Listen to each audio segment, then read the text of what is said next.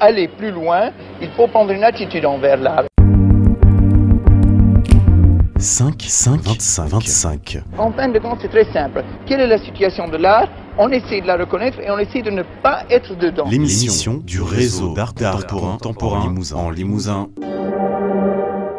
Le réseau 525, créé en 2008, est une association fédérant 20 structures professionnelles qui produisent, diffusent et soutiennent la création plastique contemporaine en Limousin.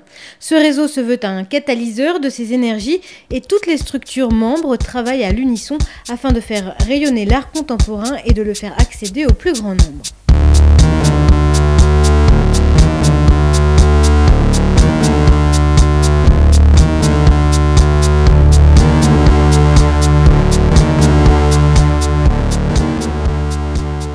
Nouvelle chronique aujourd'hui au Centre d'art contemporain de Meymac à l'occasion de l'exposition Esthétique d'un monde désenchanté. Cette exposition rassemble le travail de 90 artistes qui témoignent tous de leur déception de l'époque.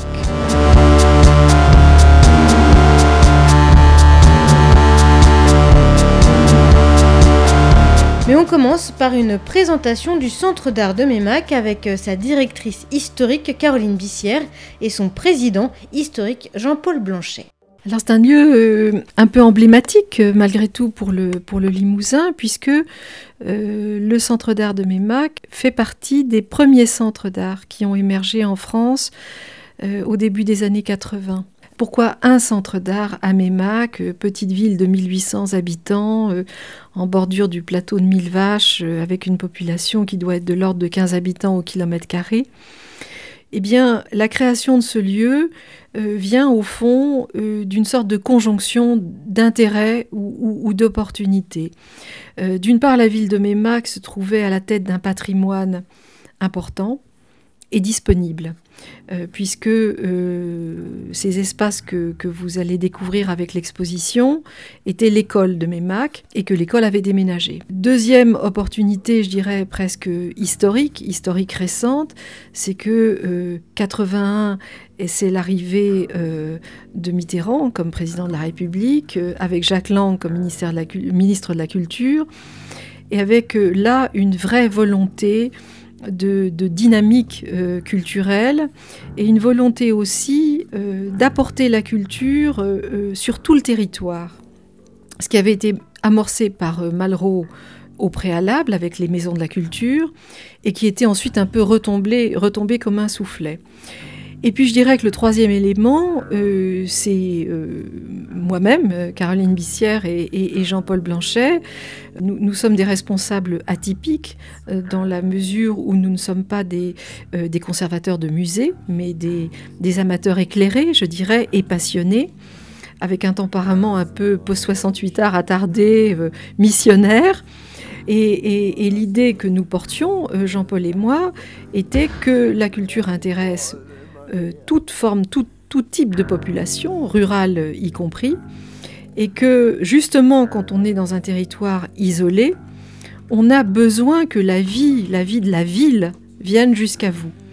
D'où, conjuguant ces trois intérêts, le centre a émergé. Je suis, au bout de 35 ans, toujours à la tête de cette maison, et Jean-Paul Blanchet aussi, et je dirais toujours aussi impliqué et passionné.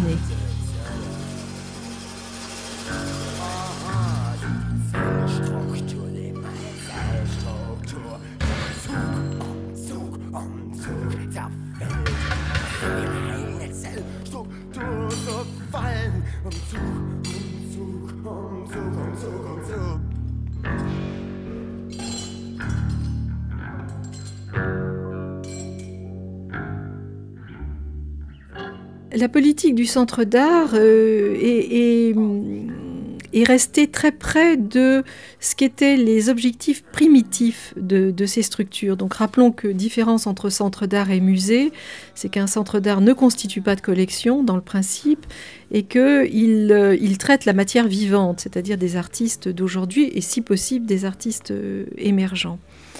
Mais je dirais que plus que ce qui peut sembler paradoxal en étant à la tête d'un centre d'art, plus que l'artiste, c'est la personne à qui je m'adresse, c'est-à-dire au visiteur qu'est mon intérêt, vers lequel se tourne mon intérêt. Et donc, le comment sensibiliser, comment apprivoiser un public, comment l'aider à voir et à comprendre l'art en train de se faire, c'est vraiment l'essentiel de notre préoccupation depuis toujours.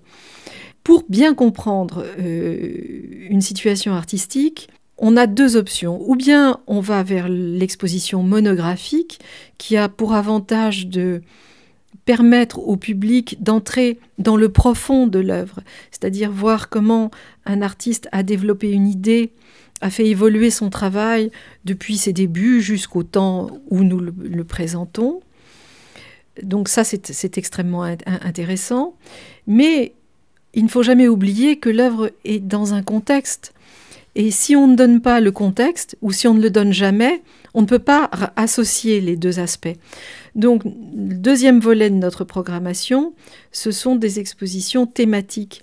Alors, d'une façon assez classique, qui vont travailler par décennies ou par mouvement, et qui souvent partent d'une perception sociétale, comme l'exposition que vous allez découvrir, Les esthétiques d'un monde désenchanté, qui pour nous est partie du sentiment que nous vivions effectivement dans une société qui baissait les bras, qui ne savait plus vers quoi aller, qui n'avait pas d'issue de secours ou de voie de sortie, et que les artistes s'inscrivant totalement dans cette société un peu déceptive, eh bien, leur travail en portait le témoignage. Dans la politique du centre, périodiquement, nous faisons des expositions qui sont des expositions à la fois bilan et prospective sur une période. Donc là, c'est une exposition qui s'inscrit, une exposition collective qui s'inscrit dans cette problématique qui est d'essayer de tracer des lignes de fuite sur une époque.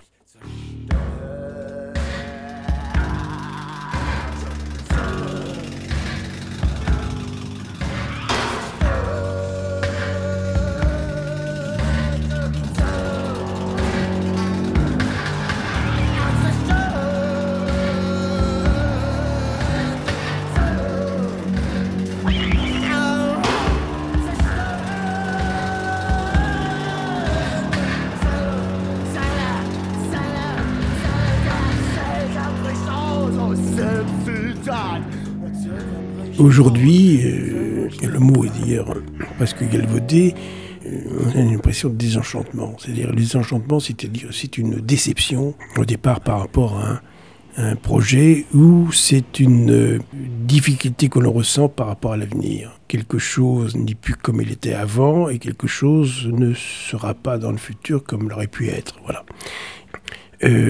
Ça se coupe dans la société d'aujourd'hui par d'autres propos récurrents qui sont les pertes de repères, les modifications des espaces que l'on ne maîtrise pas, etc. Toute une impression de dépossession. Hein, bon. Et les artistes qui sont fatalement dans la société dans laquelle ils vivent et dont l'art exprime un peu cette sensibilité, le disent. Et c'est ce qu'on a voulu un peu rassembler dans cette exposition. C'est un travail d'enquête. Hein. Bon, on a une idée, on regarde comment elle peut s'articuler, hein, c'est-à-dire quels sont ces instants forts, hein, sur lesquels il y a plus de propositions que d'autres, et puis à partir de ça, on monte une exposition.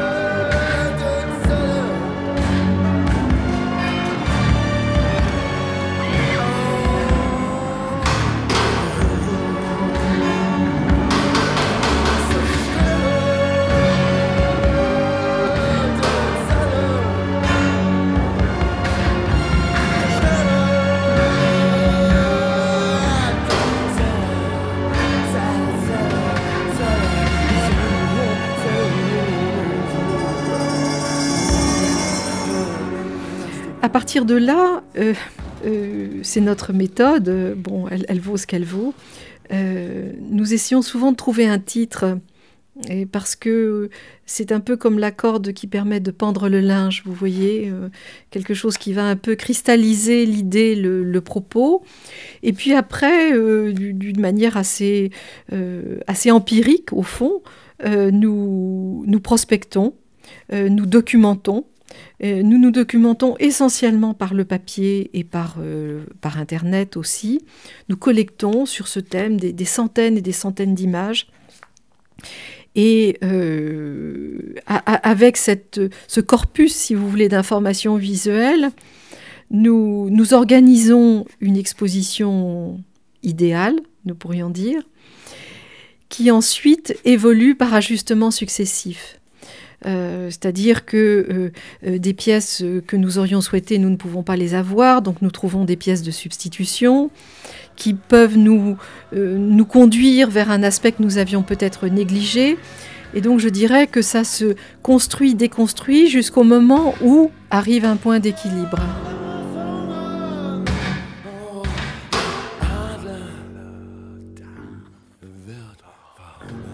Cette exposition est un peu une esquisse sur quelque chose qui pourrait être beaucoup plus lourd, mais je crois que c'est la première qui se fait dans ce regard qui est posé sur la création contemporaine.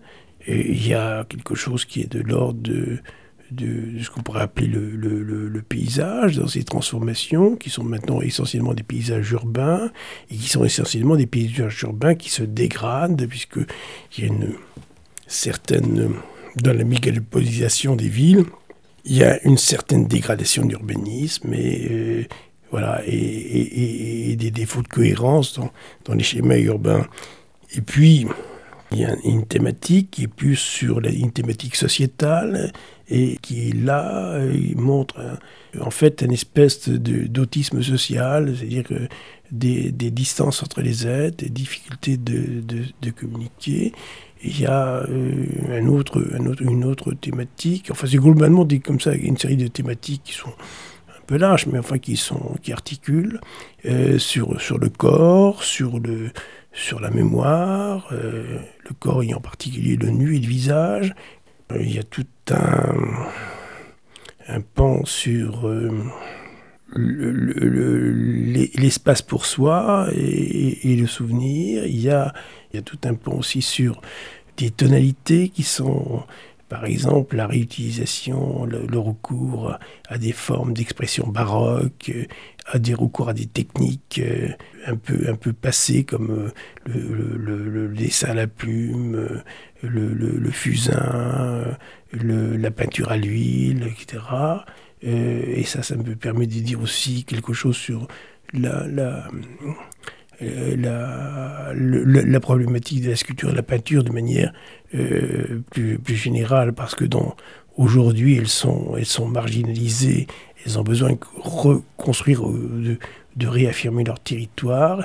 Elles le font plutôt dans quelque chose qui n'est ni de l'abstraction, ni de la pure fiction, mais qui est dans une situation un peu intermédiaire, où les objets sont proposés comme tels. Et pour la sculpture, on a aussi quelque chose qui est entre l'organique et le désarticulé. Bon. Puis il y a ce besoin latent d'une certaine forme de spiritualité, de dépassement, et c'est ce qu'on trouve complètement au sommet de la dernière salle, au 5e niveau de l'abbaye, où on est plus dans une dimension poétique, dans une recherche du sublime qu'on n'arrive pas à obtenir, et dans un recours au chamanisme qui est un peu dérisoire. Voilà. C'est une exposition qui vise qui vise non pas à cerner un courant artistique, mais un climat sociétal à un instant donné, voilà, exprimé par des artistes plasticiens. Voilà, c'est ça notre projet.